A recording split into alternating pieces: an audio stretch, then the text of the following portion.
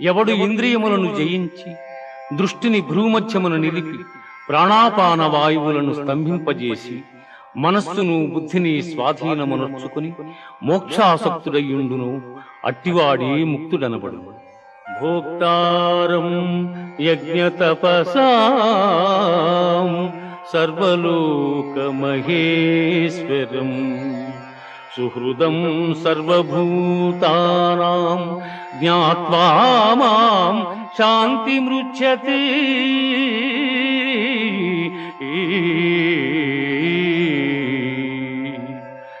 సకల యజ్ఞ తపఫలములను పొందువానిగను సకల ప్రపంచ నియాముకునిగను నన్ను గ్రహించిన మహనీయుడు మోక్షమును పొందుచున్నాడు.